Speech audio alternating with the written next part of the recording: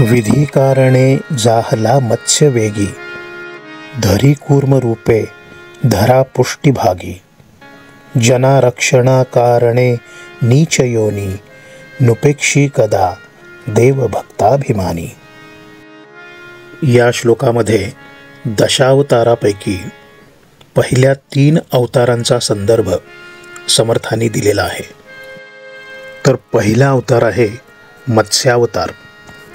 जेव्हा 25व्या कल्पाच्या शेवटी ब्रह्मदेवाची रात्र आणि सृष्टीचा प्रलय चालू झाला होता, तेव्हा ब्रह्मदेव निद्रिस्त असताना हयग्रीव नावाच्या दैत्याने सृष्टीच्या उत्पत्तीचे साधन असलेले वेद पळवून नेले आणि तो त्या प्रलयसागरात लपून बसला. तेव्हा प्रत्यक्ष विष्णूंनी मत्स्याचा अवतार घेतला आणि या हयग्रीव नावाच्या दैत्याचा निप्पात केला आणि वेद परत मिळविले आणि ते ब्रह्मदेवांना दिले. दुसरा म्हणजे कूर्मावतार. समुद्र मंथनाच्या वेळी जेव्हा देव आणि दानव यांनी मांदार पर्वताचा रवी म्हणून वापर सुरू केला, तेव्हा त्या रविरूपी मांदार पर्वताला समुद्राच्या तळाशी भक्कम आधार नसल्यामुळे मांदार पर्वत बुडू लागला. त्यावेळी भगवान विष्णूंनी कूर्मावतार म्हणजे कासवाचा अवतार घेतला आणि मांदार पर्वताला खालून आधार दिला, आपल्या पाठीवर उचलून धरले आणि मगच समुद्रमंथन पार पडले. आणि तिसरा अवतार म्हणजे वराह अवतार. याचा संदर्भ समर्थ देतात. हिरण्याक्ष नावाचा राक्षस जेव्हा पृथ्वीला पाताळात ढकलायला सुरुवात करतो, तेव्हा भगवान विष्णू वराहाचे रूप घेऊन आपल्या जबड्याने त्या राक्षसाला ठार मारतात आणि संपूर्ण पृथ्वी आपल्या जबड्यावर तोलून ती पुन्हा जागेवर आणून ठेवतात आणि अशा पद्धतीने ते पृथ्वीचे रक्षण करतात. तर भगवंत पृथ्वीचे रक्षण करण्यासाठी वराह योनीत देखील जन्म घेतात, अगदी निःसंकोचपणे. तेव्हा या 3 अवतारांचे उदाहरण देऊन समर्थ सांगतात, आपल्या भक्तांचे रक्षण करण्यासाठी कधीही मागे पुढे पाहत नाहीत, कारण ते भक्ताभिमानी आहेत. विधी कारणे जाहला मत्स्य वेगी, धरी कूर्म रूपे धरा पुष्टिभागी, जना रक्षणा कारणे नीच योनी, नुपेक्षी कदा देव भक्ताभिमानी. जय जय रघुवीर समर्थ.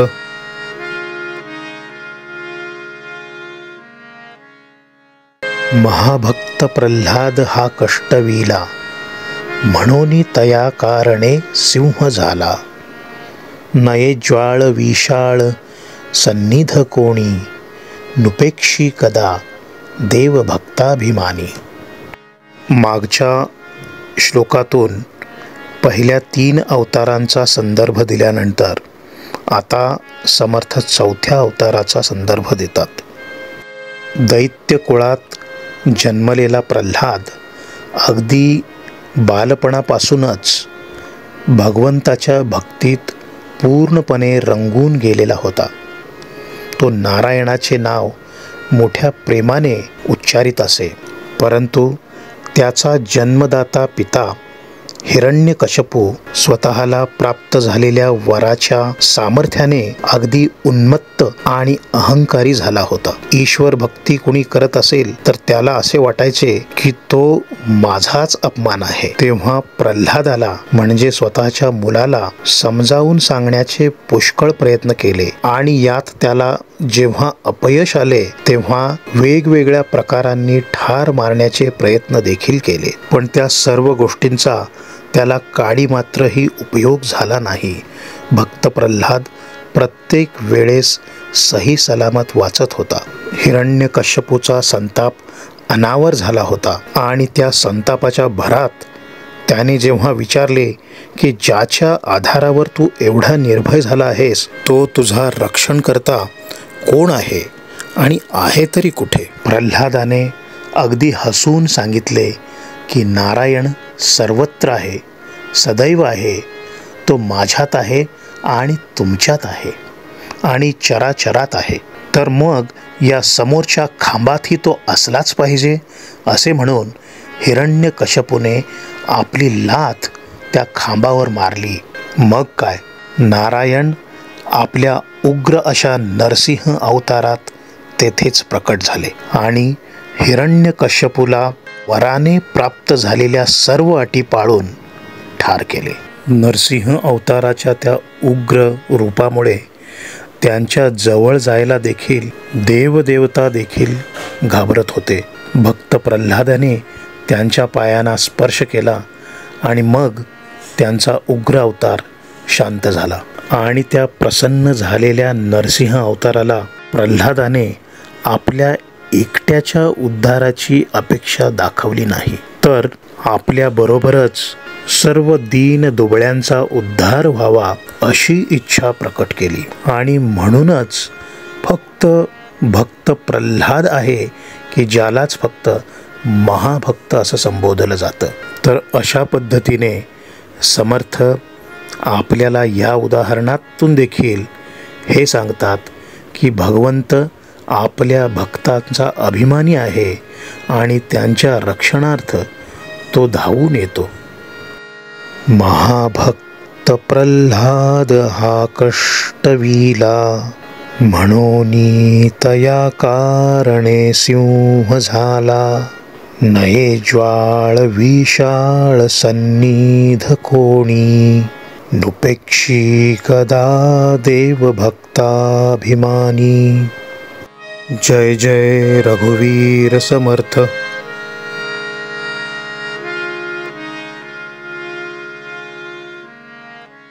कृपा भाकिता जाहला वज्रपाणी, तया कारणे वामनू चक्रपाणी. द्विजाकारणे भार्गव चापपाणी, नुपेक्षिप कदा देव भक्ताभिमानी. पुढच्या 2 अवतारांबद्दल समर्थांनी या श्लोकात सांगितलेले आहे. पराक्रमी असुर राजा बळीराजा याने एकदा इंद्रपदाच्या अभिलाषेने विश्वजित यज्ञाचा प्रारंभ केला. या विश्वजित यज्ञाची पूर्तता जशी जशी जवळ येऊ लागली तेव्हा इंद्र भगवान विष्णूंना शरण गेला, कारण हे इंद्रपद दैत्यकुळातील राजाला लाभण्याची शक्यता दिसत होती. त्यावेळी भगवान विष्णूंनी कश्यप ऋषी आणि आदिती यांचा पुत्र म्हणून जो जन्म घेतला तोच हा वामन अवतार. जन्मल्यावर त्वरितच तो 7 वर्षाचा बटू म्हणून यज्ञाकडे चालू लागला. बळीराजाने त्यांचा यथार्थ सन्मान करून त्यांना दान मागण्याची विनंती केली. शुक्राचार्यांनी मात्र भगवान विष्णूंना ओळखले आणि त्यांनी बळीराजाला सावध करण्याचा प्रयत्न केला. तेजस्वी बटूने दानार्थ 3 पावलांची भूमी मागितली. बळीराजाने सोडलेल्या दानाचे उदक हातावर पडताच बटूने विराट रूप धारण केले. त्या विराट रूपाच्या पहिल्या पावलातच संपूर्ण पृथ्वी व्यापून टाकली. दुसऱ्या चरणाने समस्त ब्रह्मलोक व्यापून गेला. तेव्हा तिसरे चरण कोठे ठेवू असे जेव्हा बळीराजाला विचारले तेव्हा बळीराजाने स्वतःचे मस्तक पुढे केले. भगवंताने बळीराजाच्या मस्तकावर पाय ठेवताच तो पाताळात ढकलला गेला आणि त्यामुळे त्यांचा विश्वजित यज्ञ अपूर्ण राहिला. आणि अशा पद्धतीने इंद्रपदाचे दैत्यकुळात जाण्यापासून रक्षण झाले. यानंतर भगवान विष्णूंच्या परशुराम अवताराचा संदर्भ समर्थांनी दिलेला आहे. तर अशा प्रकारे या अवतारांचे उदाहरण देऊन समर्थ सांगत आहेत की भगवंत आपल्या भक्तांना त्रासातून सोडविण्यासाठी अवतार घेत असतात. आपल्या भक्तांची भगवंत उपेक्षा होऊ देत नाही, कारण भगवंत भक्ताभिमानी असतो. कृपा भाकिता जाहला वज्रपाणी, तया कारणे वामनूचक्रपाणी, द्विजाकारणे भार्गव चापपाणी, नुपेक्षी कदा देवभक्ताभिमानी. जय जय रघुवीर समर्थ.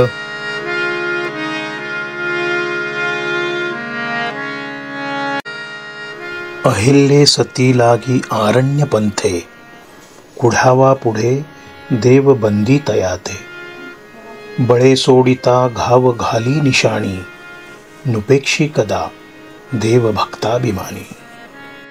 या श्लोकात समर्थ रामावतारातल्या परमेश्वराचे उदाहरण देतात आणि त्यासाठी अहिल्येचा उद्धार कसा केला आणि रावणाच्या कैदेतून सर्व देवांना कसे सोडवले याचा दाखला समर्थ या श्लोकातून देतात.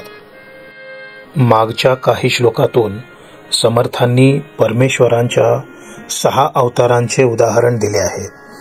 या श्लोकात समर्थ परमेश्वराच्या पुढच्या म्हणजे रामावताराचे उदाहरण देतात आणि अहिल्येच्या उद्धाराची गोष्ट सांगतात. तसेच रावणाच्या तावडीतून सर्व देवांना कसे सोडवले होते याचा देखील दाखला समर्थ आपल्याला या श्लोकातून देतात. गौतम ऋषींची पत्नी अहिल्या हिला गौतम ऋषींच्या शापामुळेच शिळा होऊन पडावे लागले होते. प्रभू रामचंद्र विश्वामित्रांसह जेव्हा जनकपुरीला जात होते तेव्हा वाटेत ही शिळा होती आणि त्यावेळी प्रभू रामचंद्रांच्या चरणस्पर्शामुळे अहिल्येचा उद्धार झाला होता. तर अशा प्रकारे सती अहिल्येच्या उद्धाराचे उदाहरण देऊन आणि रावण वधाचे उदाहरण देऊन या श्लोकातून समर्थ परत एकदा आपल्याला सांगतात की परमेश्वर आपल्या भक्तांच्या हाकेला धावून जातो, कारण तो भक्ताभिमानी आहे. अहिल्ये सती लागी आरण्य पंथे, कुढावा पुढे देवबंदी तयाते, बळे सोडिता घाव घाली निशाणी, नुपेक्षी कदा देवभक्ताभिमानी. जय जय रघुवीर समर्थ.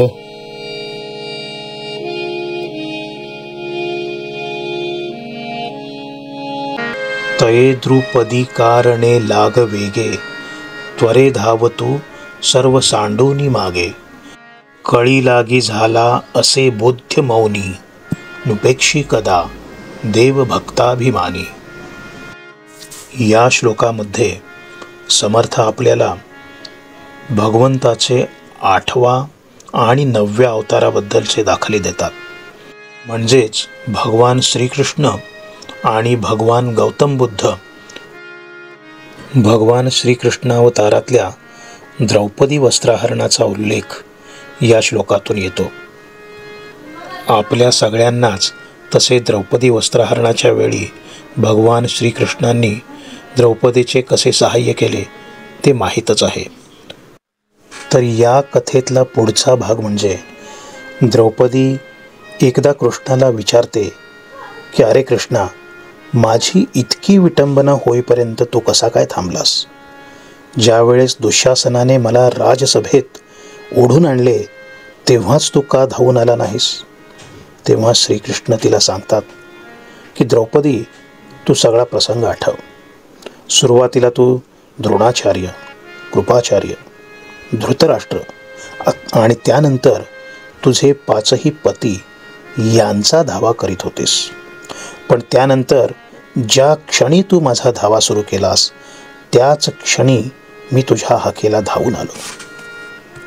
समर्थांना देखील कदाचित या प्रसंगावरून हेच परत ठसवून द्यायचे आहे की जेव्हा अनन्य भावाने आपण भगवंताला शरण जातो तेव्हा निश्चितपणे तो धावून येतोच येतो.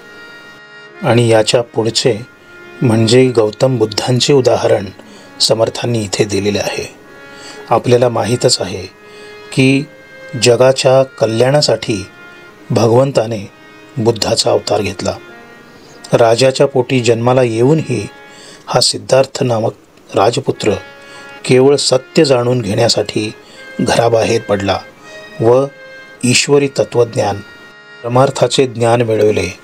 आणि हाच सिद्धार्थ पुढे गौतम बुद्ध झाला, ज्याने दीनदलितांना आणि जनसामान्यांना जगण्याचा एक नवा मार्ग दाखवून दिला. तये द्रुपदी कारणे लाग वेगे, त्वरे धावतु सर्व सांडूनि मागे. कळी लागी झाला असे बोध्य मौनी, नुपेक्षी कदा देवभक्ताभिमानी. जय जय रघुवीर समर्थ.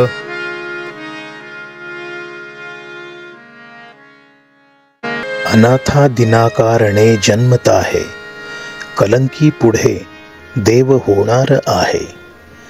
तया वर्णिता क्षीणली वेदवाणी, नुपेक्षी कदा देवभक्ताभिमानी. या अगोदरच्या श्लोकांतून समर्थांनी 9 अवतारांचा संदर्भ दिलेला आहे की जे अगोदर होऊन गेलेले आहेत. आणि या श्लोकात जो 10वा अवतार आहे जो अजून होणार आहे त्याबद्दलचा संदर्भ समर्थ देतात.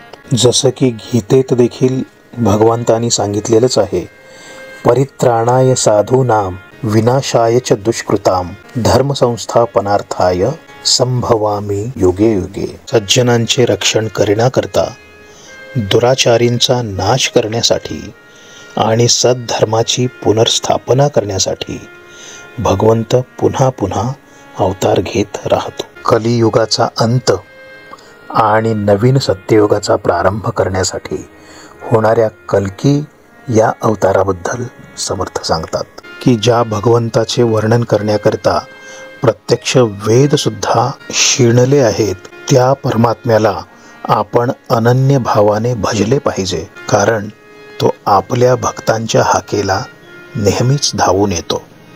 आणि अशा पद्धतीने समर्थांनी या श्लोकातून नुपेक्षी कदा देवभक्ताभिमानी असे सांगणारा हा शेवटचा श्लोक आहे. अनाथादिना कारणे जन्मत आहे, कलंकी पुढे देव होणार आहे. तया वर्णिता क्षीणली वेदवाणी, नुपेक्षी कदा देवभक्ताभिमानी. जय जय रघुवीर समर्थ.